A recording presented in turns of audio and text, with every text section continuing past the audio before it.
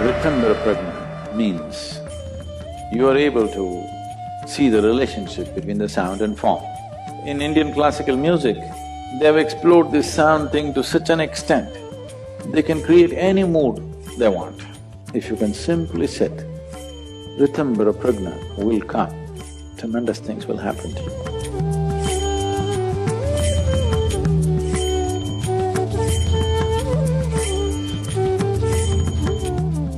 There is a certain dimension of perception which is referred to as Ritambhara Pragna.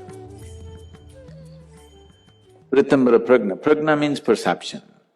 Ritambhara Pragna means you are able to see the relationship between the sound and form. As we've gone through this many times probably for many of you, if you feed any sound into a sound measuring instrument like an oscilloscope, every sound gives out a form or a pattern. Today it's a well-known thing that for every sound there is a distinct pattern. There are very fantastic experiments which have happened, but the more simple one is, if you just take a metal sheet and let's say keep a speaker under it and play a certain kind of sound, you will see if you put some light granules on it like sand or whatever, it all arranges itself in a particular way. Or if you have a proper tonometer where you can control the hertz, distinct patterns, otherwise you don't have to do it.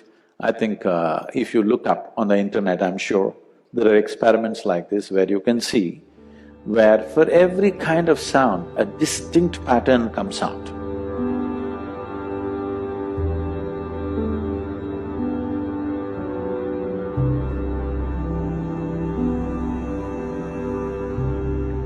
So for every sound, there is a form attached to it.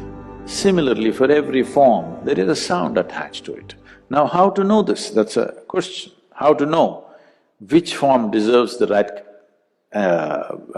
attracts a certain kind of sound or represents a certain kind of sound. This dimension of perception is referred to as Ritambhara Pragna. Without any background, talking about this may make it little… it may make it a little ridiculous because without the necessary background of understanding, suddenly I speak about something else, it doesn't make sense. Let's put it this way. If you have… if you listen to music, not the music with words, let's say you simply listen to voice or instrumentals, have you noticed different sounds create different kinds of impact upon you? A certain sound brings an emotion of love in you, a certain sound makes you peaceful, certain sounds want you to jive.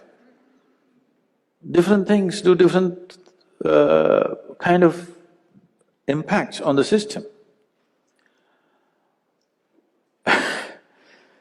This… even if you are not a conscious listener, it can still happen. Somewhere somebody is playing a rhythmic music, either a folk kind of thing or let's say rock music is going on. You're not really listening, you're sitting and reading a newspaper or doing something else. The body wants to move, this is the first indication it wants to dance. In Indian classical music, they have explored this sound thing to such an extent, they can create any mood they want. To have some experience of this, music is simpler, easier, no risk, exploration. You must listen to music which doesn't have words. That doesn't mean you listen to the elevator music, not that kind. Somewhere people are exploring various levels of sound, various ways of expressing things, but still not much words, there may be a few words.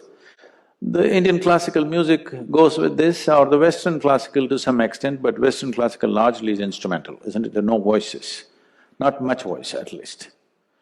If you listen to voice-based music which doesn't have much words, your ability to have a grasp over this to some extent can happen. A better way of doing it would be, there are specific mantras, but this has to be technically correct. Music also has to be technically correct. But that's not your problem, that's the musician's problem. You just listen. To be technically correct in classical music, it will take years and years of application. But mantra will come so much more easily because it's just technical. You're not looking at the aesthetics of the sound.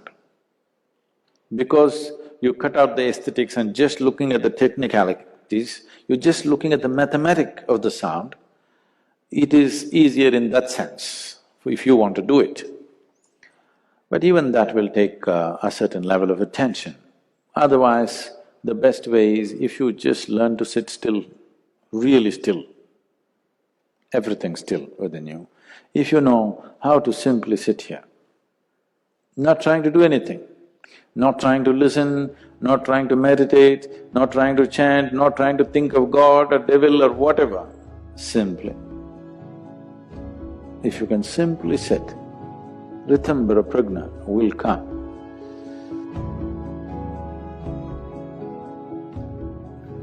Another way of becoming perceptive to sounds and the nature of sounds is, if you can find a place where there are no sounds of machines and your cell phone will not tink-tink, quietly if you can listen to the sound of the trees, the breeze, the water, just the natural sounds, if you pay enough attention, tremendous things will happen to you.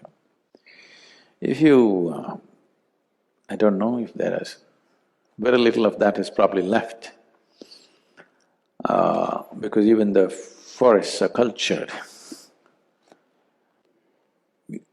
Many times I've been in the South Indian, they're kind of tropical rainforests.